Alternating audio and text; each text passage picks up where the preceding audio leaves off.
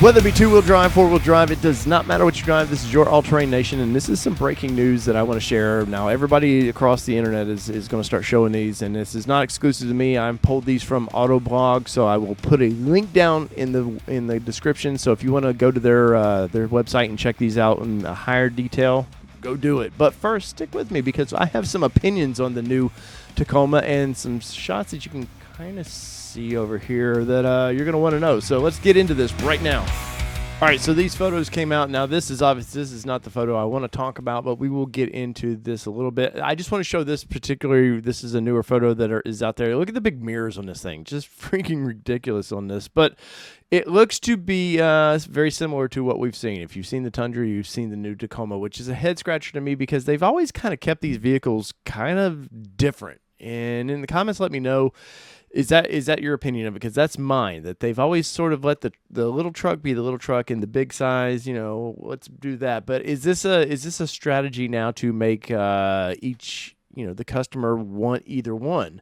Because them being different, the Tacoma has always been kind of the truck leader for Toyota, and well, Tundra's, always been second fiddle, but I feel like maybe this is a move to get us a little bit further down the road. But let's get into the real photos because these dropped out. Now, these are from Autoblog and maybe another source. But I want to get into this, and we'll go from there. All right, so this is definitely a test mule that you can see. That's why it's all just badged up the way it is. They just thrown their cape over it, and we'll get to see this thing down the road. But the biggest thing that stands out, and everybody's noticed this is not exclusive by any means, is, and once again, thanks for Autoblog for posting these spy photos. So I want to say thank you to that, and I will put a link to their page in the description. So if you want to find out more of their opinions of it, we'll go from that.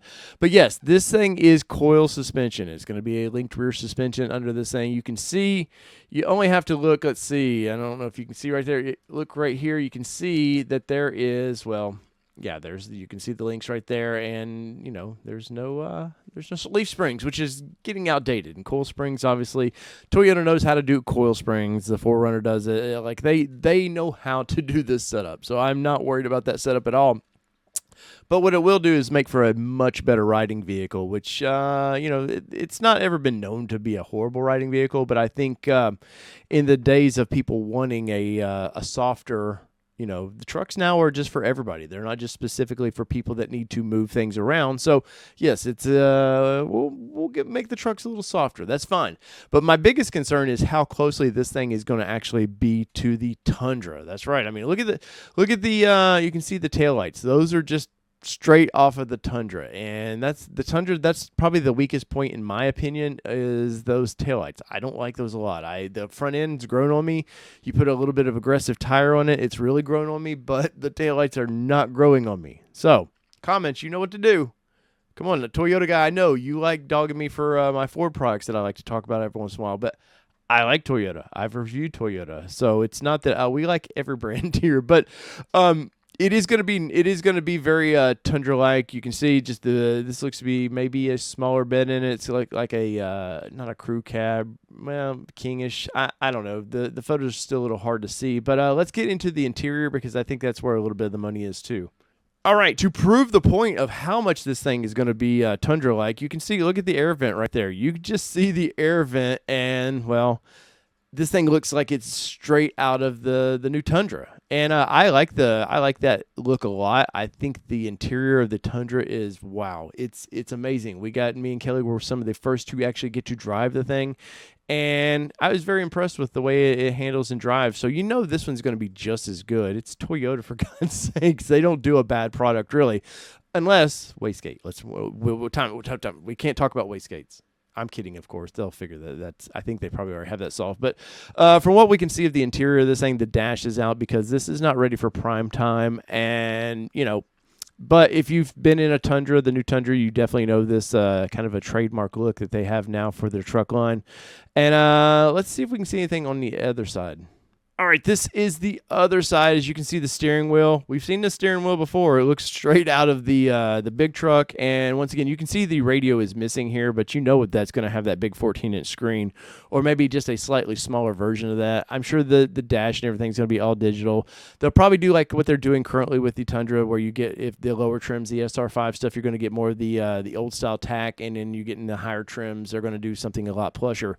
The biggest thing for this, since they're really making this a softer ride, do they do a capstone version of this truck? And that sounds crazy. And just go with me on this. That does sound crazy, but we're getting into higher end vehicles. These things are going to be more expensive. And if you're paying $50,000, $60,000 for a midsize truck, believe it or not, that is coming.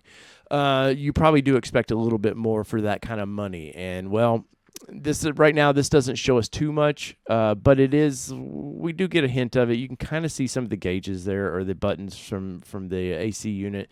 Now, this thing is stripped down, and why is that? Well, it's hard to get any kind of commodities right now, so I'm sure this is operating on the budget-friendly version, so they can just get the suspension fine-tuned, which is what they're doing, because let's look at the next photo.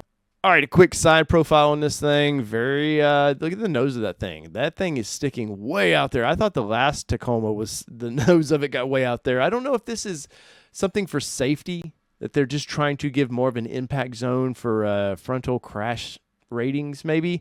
I don't know. Or is there a big intercooler in there that they need for the little 4-cylinder that's more than likely in this thing? You know, we report it many times, as everybody has, that there's probably going to be a turbo 4-cylinder in this thing. And as long as it can move it efficiently and you still get in the 20s for fuel economy, I'm fine with that. You know, it's going to be probably 300 horsepower, and that's more than plenty. And they're never going to sound like the cool old V8s, but is what it is. The midsize trucks never had a V8 anyways, so. But I do like a little bit of a rumble. In the last V6, you could make it sound okay. But this is the side of it. There's nothing groundbreaking here, other than the fact that you can see this nose just sticking way out there. So now let's go deeper. This is going to make my off-road crowd very happy. They are actually doing off-road things with it. You can see it's probably, since the dash and everything's out of it, I'm sure all the crawl control features and stuff are probably not in this vehicle, but they are actually, I'm telling you, this is just clearly to test the suspension of this thing to make sure that everything works as it was designed. This truck, my understanding, is going to be very, very American design from Toyota. Toyota Japan's kind of releasing some of the control, letting the American side have more of a say in their truck line. So that's very, very exciting. And as you can see, there's Autoblog. How did they get in the back of this thing is what I want to know. How did they get their sticker in there? I'm kidding, of course. But I bet it has a composite bed like the current truck does. And other than that hood that you can see up there just looks massive. So in the comments below, let me know what you think. So whether it be two-wheel drive, four-wheel drive, or this Tacoma I really want to drive, this has been your All-Terrain Nation, and it's been a quick look, and stay tuned because this party's just getting started. Peace, everybody.